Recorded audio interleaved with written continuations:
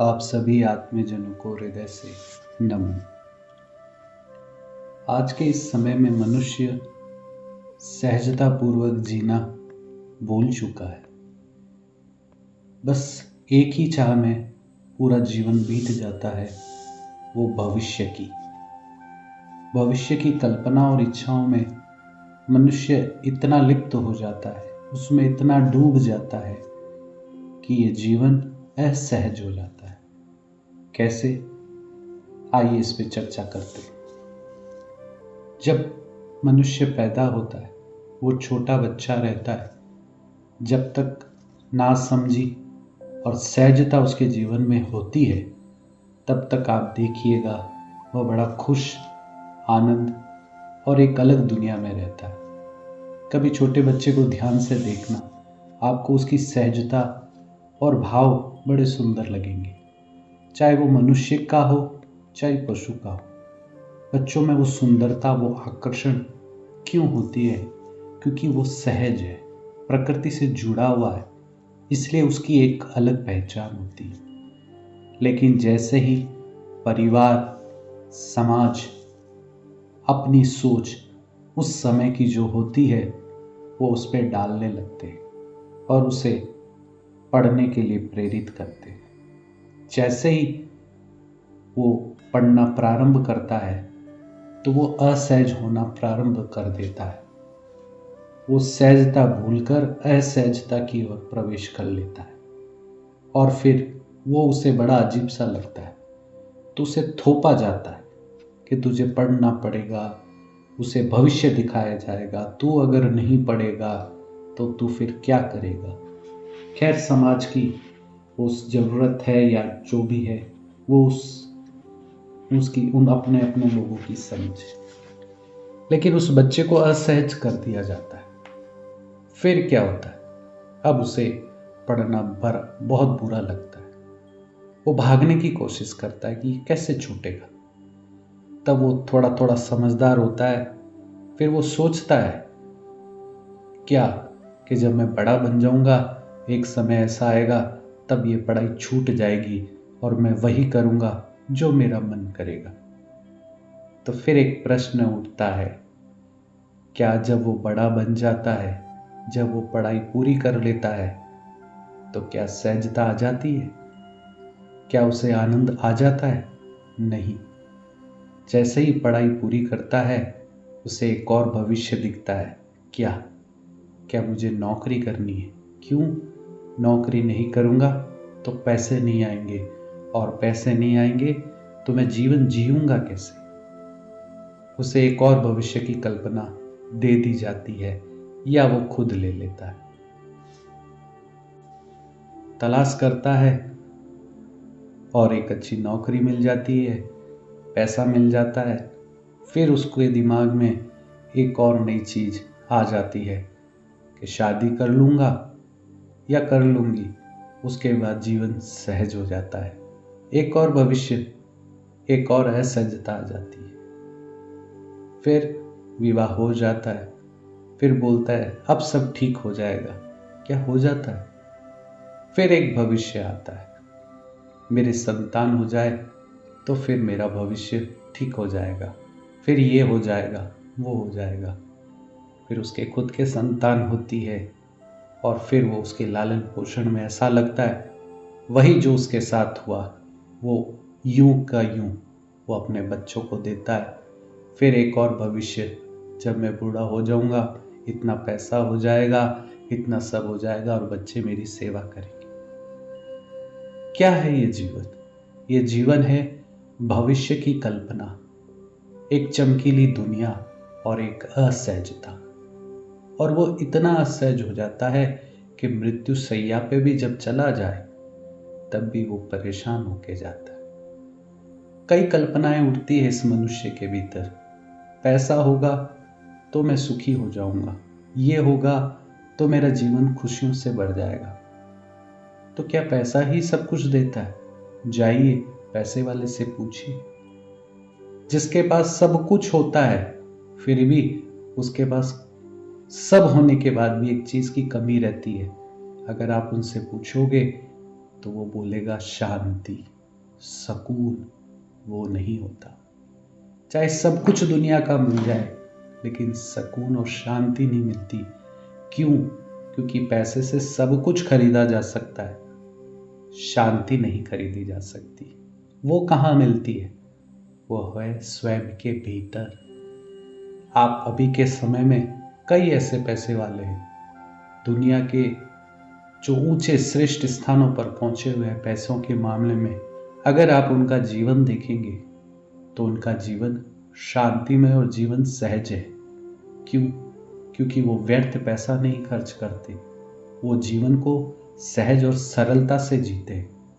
अधिकांश हिस्सा वो दान देते, लोगों की मदद के लिए वो करते हैं प्रयास।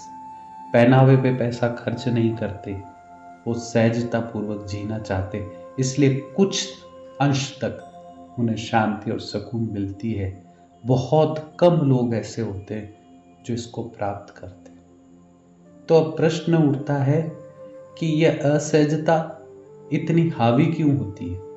क्योंकि ये थोपी जाती है उस बालक पर, और ये पीढ़ी दर पीढ़ी थोपी जाती है, और फिर इसका कोई इलाज नहीं। इसका इलाज सिर्फ एक है, वो है आपको वही समय लौट कर जाना पड़ेगा जो आप बचपन में थे। उस चीज को समझना होगा। तो वो क्या है? सहजता, सरलता। अगर वो आप सीख जाते हैं तो क्या होगा?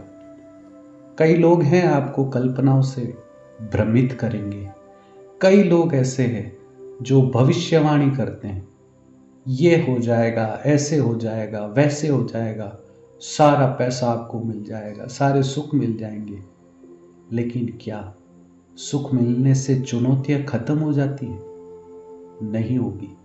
पहले जब धन नहीं मिलता तो वो धन कैसे आए उसमें जीवन खप जाएगा, और जब धन मिल जाएगा तो ये खर्च ना हो, ये टिका हुआ रहे, इसमें समय खर्च हो जाएगा। तो इस सब उधेड़ बुन से क्या शिक्षा मिलती है?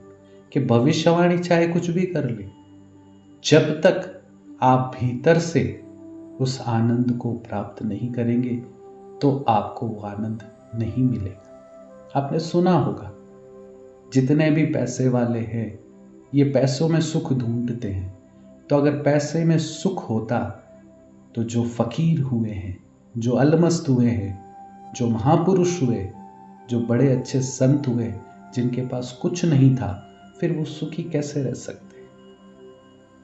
तो ये जो सुख की परिभाषा है, जो आनंद की परिभाषा है, वो किसी परिस्थिति विशेष नहीं है।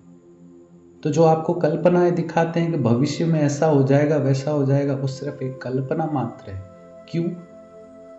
क्योंकि चुनौतियां कभी खत्म नहीं होती है। आप ध्यान रखना, जब आप अस्पताल में जाते हैं और हृदय की धड़कन की जब मशीन लगाई जाती है वो ऊपर नीचे होती है, लेकिन अगर वो स्थिर हो जाए तो उसे मृत्यु कहते हैं। तो ये जीवन है, इस जीवन में उतार चढ़ाव आएंगे, ये आप निश्चित करके बैठ जाइए। कल्पनाओं में मत जिए कि वो सुखी है, वो सुखी है। नहीं, उनको जाकर देखिए, उनकी परिस्थितियां अलग अलग है। अनुकूलता की आस में नहीं, आप जहां हैं, जिस स्थिति में हैं, जैसे है, आप वही आनंद को प्राप्त कर सकते हैं। यहां छोड़ना कुछ नहीं है, ना पकड़ना है। आप जिस परिस्थिति में हैं, आप जिस हाल में हैं, जिस तरह से भी है, आप उस आनंद को प्राप्त कर सकते हैं।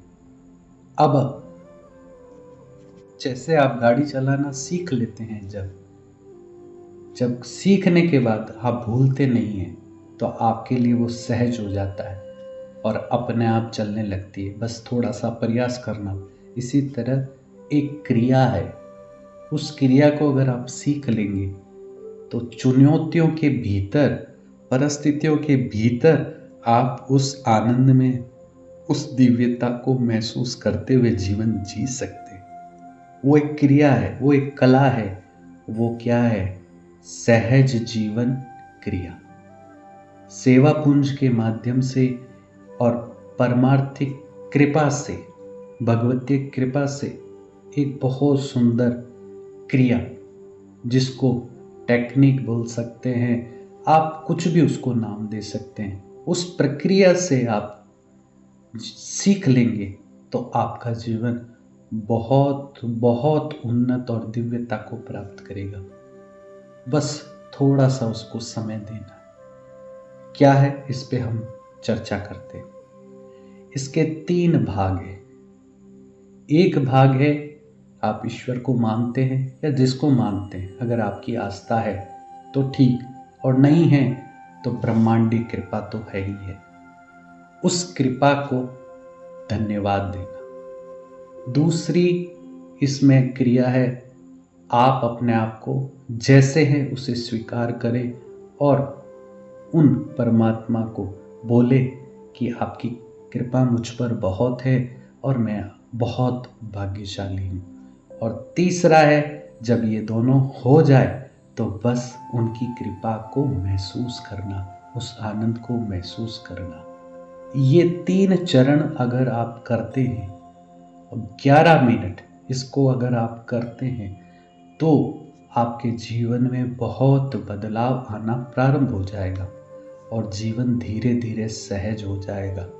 और चुनौतियाँ आएगी तब भी आपको महसूस नहीं होगा, और मुस्कुराते हुए इस जीवन जो आज दुख में, कष्ट में और रोते हुए है, आप दूसरों के चार्जर बन जाएंगे। ईश्वरीय कृपा है, मेरे पास लोग आते हैं। क्यों आते हैं? बोलते हैं चार्ज होने के लिए आते हैं। तो मेरे पास ऐसा क्या, कुछ नहीं है, लेकिन उनकी कृपा है। तो ऐसे चार्जर आप बन जाएंगे। आप लोगों के पास खड़े होंगे, उनके जीवन बदल जाएंगे, वो एक अलग दुनिया में पहुंच जाएंगे। ये सबसे बड़ी सेवा है। तो सेवा पुंज के माध्यम से ये क्रिया करके आप एक अपना उन्नत जीवन बना सकते हैं, औरों की भी प्रेरणा बना सकते हैं। जैसे पहला चरण है धन्यवाद देना। दुनिया का सबसे शक्तिशाली शब्द अगर कोई है, वो है धन्यवाद। आप किसी को भी धन्यवाद दे दीजिए, उसका चेहरा मुस्कुरा देगा, वो अलग भाव में आ जाएंगे। तो इसी प्रकार उस ईश्वर को, उस ब्रह्मांड को आप धन्यवाद दें। हमारे में सबसे बड़ी कमी है, हमको ईश्वर ने बहुत कुछ दिया। कई लोग हैं तर्क करेंगे, कुतर्क करेंगे, ईश्वर ने कुछ नहीं दिया। आपको आज शरीर है, आपके पास अभी जीने के लिए श्वास है। आपके नीचे जो है आप उनको जाकर देखिए, जो अस्पताल में है, जो पीड़ा में है, जिनके पास आज जो आपके पास है उससे आधे से आधे भाग में भी लोग जीवन यापन कर रहे हैं। तो उनसे ज़्यादा आप किस्मत वाले। आपके पास अगर 2 आँख है तो जिनके नहीं है उनसे जाकर पूछिए। आपके पास अगर 2 हाथ हैं, जिनके पास नहीं उनको जाके पूछिए। आपके पास पैर है, जिनके पास नहीं उनको जाके पूछिए। आपके ऊपर छत है, जिनके पास नहीं है उनके पास जाके पूछिए। अगर आपके पास 100 रुपए है, किसी के पास जाइए जिसके पास कुछ नहीं है, उससे पूछिए। तो कहने का भाव है, ईश्वर ने आपको बहुत कुछ दिया। कुतर्क करे तो बात अलग है, वरना इस मनुष्य शरीर से बढ़कर और क्या उपलब्धि होगी। हम सुन रहे हैं, ये सबसे बड़ी उपलब्धि है। हम इस चीज को समझ रहे हैं, ये उपलब्धि है। जरा विचार करें। यह मन है थोड़ा भगाएगा, लेकिन अगर आप थोड़ा इस पे चिंतन करेंगे तब आप महसूस करेंगे। ये करके देखिए, आपके जीवन में चमत्कारिक रूप से परिवर्तन होगा। कईयों को हुआ, आपको भी होगा। सबसे बड़ी कमी है, हमने धन्यवाद देना छोड़ दिया। दुनिया का सबसे बड़ा हितैषी कोई है तो वो है परमात्मा, वो ईश्वर है। आप उसे धन्यवाद देकर तो देखिए। कोई बात नहीं, आपका मन नहीं मान रहा, प्रयास करिए, कुछ सकारात्मक सोचिए, जो आपको अच्छा लगता है। भले ही आपके जीवन में कोई अच्छाई ना हो, कोई एक अच्छाई पकड़ लीजिए और उस अच्छाई के बल पर आप उसे धन्यवाद दीजिए। तो पहला चरण है धन्यवाद। कितना देना? जितना आप दे सके। थोड़ी देर के लिए हम उनको धन्यवाद देंगे, और जब धन्यवाद देंगे तो हमारे भीतर एक अलग सा आनंद प्रकट होगा, जिसको कृतज्ञता का भाव बोलते। आपने और भी जगह सुना होगा, अब तो विज्ञान ने भी साबित कर दिया, विश्व का सबसे बड़ा फ्रीक्वेंसी वाला शब्द कोई है जिसके अंदर विशेषता है, वो है धन्यवाद। तो हम उस ईश्वर को हृदय से, अंदर से धन्यवाद देते कि आपकी मुझ पर बहुत विशेष कृपा है। आपने मुझे ये जन्म दिया, इसके लिए मुझे जो कुछ दिया उसके लिए मैं आपको धन्यवाद देता हूँ। मैं आपका कृतज्ञ हूँ, मैं आपको धन्यवाद देता हूँ। कुछ मिनट इस प्रकार हम धन्यवाद देंगे। उसके बाद दूसरा चरण है भाग्यशाली। धन्यवाद देने के बाद अभी समझाया कि कितने लोग हैं जो हमारे से नीचे हैं, जिन्हें वो चीज़ नहीं मिली, हमें मिली है, तो हम भाग्यशाली हुए ना। तो नकारात्मक सोच से थोड़ा ऊपर उठकर धन्यवाद दिया। अब अपने आप को भाग्यशाली समझें कि मैं कितना भाग्यशाली हूँ। अभी अगर आप सुन रहे हैं तो उसने मुझे सुनने की क्षमता दी। आप अगर बैठ रहे हैं तो मुझे बैठने की क्षमता दी। खोजिए, कुछ सकारात्मक चीज़ सोचिए और उसी के लिए आप अपने आप को भाग्यशाली महसूस करिए। ये शब्द भी बहुत बहुत दिव्य है। जब आप अपने आप को भाग्यशाली कहते हैं तो आप एक ऊर्जा छोड़ते हैं, एक वाइब्रेशन छोड़ते हैं सृष्टि में और महसूस कराते हैं कि आप भाग्यशाली हैं। जब ये शब्द बोलते हैं, आपके भीतर, आपके अंदर एक नई ऊर्जा, एक सकारात्मक ऊर्जा का संचार होता है। और फिर जब ये भाव उदय होंगे तो आपका व्यवहार, आपकी चीज़ सब बदल जाएगी। तो हृदय से महसूस करिए और कुछ देर इसका उच्चारण करें, मैं भाग्यशाली हूँ, मैं भाग्यशाली हूँ, मैं भाग्यशाली। जब धन्यवाद और भाग्यशाली हम अपने आप को कहते हैं, इसके बाद तीसरा चरण है शांत होना। जैसे ही आप शांत होने लगेंगे तो आपके भीतर एक नई ऊर्जा प्रकट होगी। आप एक जैसे रेडियो चलाते हैं, और रेडियो जब चलाते हैं तो जब तक वो चैनल नहीं मिलता तब तक खरखराती है, लेकिन जैसे ही वो चैनल जिस नंबर पे चलता है, वो नंबर जैसे ही लगता है तो आवाज़ साफ हो जाती है। तो ये दो चरण, धन्यवाद और भाग्यशाली, ये जब आप करते हैं तो आप एक परमात्मा के या यूनिवर्स के या ब्रह्मांड के आप संपर्क में होते हैं और आपके भीतर एक शांति और दिव्यता का एहसास प्रकट होने लगता है। तो आप महसूस करेंगे आप आनंद में हैं और उस आनंद से आपके भीतर एक सहजता आएगी, सरलता आएगी। आपने देखा होगा पक्षी कितने मस्त रहते हैं, जबकि उनके पास कुछ नहीं होता है। अगर वो रात को सोते हैं तो सुबह का उनको पता नहीं वो कहाँ जाकर खाएंगे, फिर भी वो मस्त रहते।